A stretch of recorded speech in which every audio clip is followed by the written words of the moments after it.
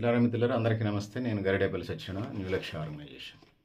So, we fight against cancer new Lakshya స్వచ్ఛంద సంస్థ. So, ఒక ఇంటర్నేషనల్ ఆర్గనైజేషన్ వాళ్ళు 500 రకాల వృత్తుల మీద ఆహ్, పరిశోధనలు జరిపినప్పుడు, ఆ పరిశోధనల సారాంశం ఏందంటే, ముఖ్యంగా పైలట్ వృత్తిని చేసేటువంటి వాళ్ళు రేడియేషన్ ఉన్నటువంటి ప్రాంతాల్లో పనిచేసే వాళ్ళకి ముఖ్యంగా కాస్మిక్ రేడియేషన్ దీర్ఘకాలంగా గురి కావటం వల్ల వీళ్ళు క్యాన్సర్ బారిన పడుతున్నారని చెప్పేసి నివేదికలు వీళ్ళ పరిశోధనల వల్ల తెలుస్తూ ఉంది. సాధారణ వృత్తుల కంటే వీళ్ళకి ప్రమాదం ఎక్కువ అనేది కూడా చెప్తా ఉంది. 500 రకాల వృత్తులను వాళ్ళు తీసుకున్నప్పుడు విమాన సిబ్బందికి సంబంధించి రేడియేషన్ ఆధారిత క్యాన్సర్ కారకాలు ఉండడం వల్ల వీళ్ళు క్యాన్సర్ బారిన పడుతున్నారని చెప్పేసి లెక్కల ద్వారా తెలుస్తూ ఉంది. 2020 నుంచి 2024 దాకా 1,27,000 మరణాల మీద వీళ్ళు పరిశోధన జరిపినప్పుడు వీళ్ళలో 14,000 మంది పైలట్లు, 7,000 మంది కో అంటారు వాళ్ళకి అసిస్టెంట్లు అంటారు, అటెండెంట్లుగా ఉంటారు. వీళ్ళకి సంబంధించి మరణాలు చూసినప్పుడు పైలట్ల మరణాలు 6.7గా మనకి కనిపిస్తూ ఉంది. క్యాన్సర్ బారిన పడి చనిపోయినటువంటి వాళ్ళు. వాళ్ళకి అటెండెంట్లుగా వాళ్ళకి సపోర్టర్స్గా ఉండే వాళ్ళకి 6.9గా వీళ్ళు వాళ్ళకి సపోర్ట్గా కో పైలట్ లేకపోతే వాళ్ళకి పరంజామం అందించేటోళ్ళు సంబంధించి ఉన్నది. సో ఈ ఫైట్ అగైనెస్ట్ క్యాన్సర్ దాన్ని సమాచారం తెలియజేసి అప్రమత్తం చేయడం కోసమే ఈ సమాచారం దృష్టి తీసుకొస్తాను. సహజంగానే సాధారణ ఉద్యోగాల్లో ఇది 5%గా ఉన్నది. అంటే ఫుడ్ హ్యాబిట్స్, కల్తీ ఆహారాలు, ప్లాస్టిక్లు, ఆహార పదార్థాలు, ప్రాసెసింగ్ ఫుడ్, జంక్ ఫుడ్, జీవనశైలి, ఆహారపు అలవాట్ల వల్ల క్యాన్సర్లు వస్తున్నాయి. అదొక భాగం.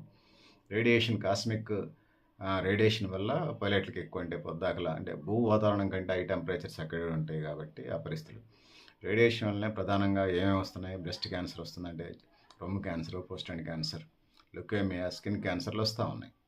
సో ఇక రేడియాలజిస్ట్ నిపుణులు, న్యూక్లియర్ ఆర్గనైజేషన్స్లో సంస్థల్లో పనిచేసేటువంటి వాళ్ళకంటే కాస్మిక్ కిరణాలు ఎఫెక్ట్ ఉండేటువంటి వాళ్ళు పైలట్ల మీద ఇంపాక్ట్ ఎక్కువగా ఉన్నట్టుగా ఈ సర్వే సారాంశం తెలియజేస్తూ ఉంది. సో వాళ్ళ ఆరోగ్యం పరిరక్షించడం, పని గంటలు తగ్గించడమా, లేకపోతే షిఫ్ట్ విధానాన్ని పెంచడం, రేడియేషన్ డీల్ మీద ఎట్లా చేయాలి అనేది నిపుణులు, ఎక్స్పర్ట్స్ ఇది ఉండాలి.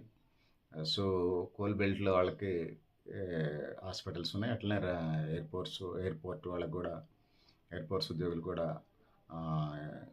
దీని తరహా వాళ్ళకి ఆరోగ్యం ఉండదు కదా, దాని తరహా ఉండాలి. అంత ఖర్చు అయినా చేసేది. ముఖ్యంగా క్యాన్సర్కి సంబంధించి అలా 6 నుంచి 19% స్ప్రెడ్ అయ్యే పరిస్థితి కనపడుతుంది. ఎత్తులు ప్రయాణించడమే భూమి వాతావరణం కంటే అంతరిక్ష వాతావరణం వైపు వెళుతూ ఉంటారు కాబట్టి రేడియేషన్ ఎఫెక్ట్ ఉండడం వల్ల అట్లా పరిస్థితులు వస్తున్నాయని. సో దానికి సంబంధించినటువంటి ఏమన్నా డ్రెస్ కోడ్ కానీ అంటే సైంటిస్టులు కూడా తయారు చేసేటప్పుడు రేడియేషన్ లేనటువంటి కార్యక్రమాల వైపు వెళ్ళే కార్యక్రమం చేసిన అవసరం అయితే ఉన్నది. సో పెద్దల మిత్రులు, ఇది పరిస్థితి. We fight against cancer.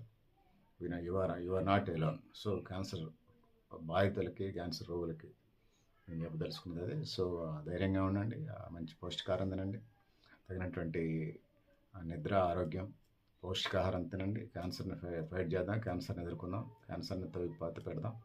Cancer vaccine ఇప్పటికి కొన్నిటికి వచ్చింది. అంటే తలలో వెంట్రుకలు అంటే జుట్టుకను గోర్లకి తప్ప క్యాన్సర్ హ్యూమన్ బాడీలో ఎవరికైనా వస్తుంది, ఏ అవయవానికైనా రావచ్చు. సో కొన్నిటికి సంబంధించి లంగ్స్ వాటికి ఇప్పటికే క్యాన్సర్ వ్యాక్సిన్ కనుక్కున్నారు. భవిష్యత్తులో అన్నిటికీ వ్యాక్సిన్లు కనుక్కునే వైపు ఆధునిక వైద్యం అడుగులు వేయబోతుంది కాబట్టి ఈలోపుగా తగిన జాగ్రత్తలు అందరూ పాటించాల్సిన అవసరం ఉన్నది. సో బాడీలో రోగనిరోధక శక్తి పెంచుకోవటం, సంవత్సరానికి ఒకసారి లిపిడ్ ప్రొఫైల్ చేయించుకోండి. Cancer first stage, second stage, third, fourth, 4 stage అంటే ఫస్ట్, సెకండ్లో ఐడెంటిఫై చేస్తే తగ్గిపోద్ది కాబట్టి ఖచ్చితంగా సంవత్సరానికి ఒకసారి ఎయిర్పోర్ట్లో పనిచేసేటువంటి ఎయిర్పోర్ట్స్లో అంటే విమానాశ్రయాల్లో పనిచేసే వాళ్ళకి ఫ్రీ క్యాన్సర్ క్యాంప్స్ పెట్టండి. వీలుంటే ఎన్జిఓలు, ఎన్వైకేలు అయినా పెట్టండి.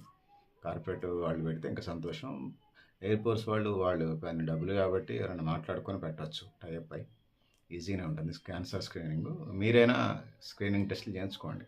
మంచి జీతాలే ఉంటాయి కాబట్టి ఎయిర్పోర్ట్స్ వాళ్ళకి సంవత్సరానికి ఒకసారి మీ బాడీ చెకప్స్లో క్యాన్సర్ స్క్రీనింగ్ కూడా చేయించుకోండి. ఆ విధంగా లైఫ్ స్పాన్ పెంచుకోవచ్చు. 1-2 స్టేజ్లు ఐడెంటిఫై చేశారనుకోండి, 15-20 ఏళ్ళు పైగా, 25 ఏళ్ళకి పైగా లైఫ్ స్పాన్ అవకాశం ఉంటుంది కాబట్టి ఆ ప్రభుత్వం చేస్తే సంతోషం. సైంటిస్టులు కూడా ఆ వైపుగా, రేడియేషన్ లేని వైపుగా ఆ బట్టలు వాటికి సంబంధించినటువంటి ఇచ్చే కార్యక్రమం చేయాలి. సో మళ్ళీ మన జాగ్రత్తలో మనం లిపిడ్ ప్రొఫైల్ అంటే హ్యూమన్ బాడీకి సంబంధించిన టెస్టులు అన్నీ వస్తాయి. 2 నెలలు కూడా చేస్తున్నా చిన్న మెడికల్ ల్యాబ్లు. మీకు నచ్చినటువంటి ల్యాబ్‌లకి వెళ్ళండి. దాంతో పాటు క్యాన్సర్ స్క్రీనింగ్ కూడా ఇయర్‌లీ ఒకసారి చేయించడం వల్ల ఆ విధంగా క్యాన్సర్‌ని పాతిపెట్టే కార్యక్రమాన్ని ఒక యజ్ఞంగా చేద్దాం. ఆ విధంగా ముందుకు పోదామని తెలియజేసుకుంటూ, సో పెద్దలారా, మిత్రులారా, మీరు కూడా మీ అభిప్రాయాలను కామెంట్ బాక్స్‌లో ఆయన తెలియజేస్తూ, నేను Garidepalli Satyanarayana, new Lakshya organisation. Thank you. Thank you. ఉండాలి పెద్దలారా.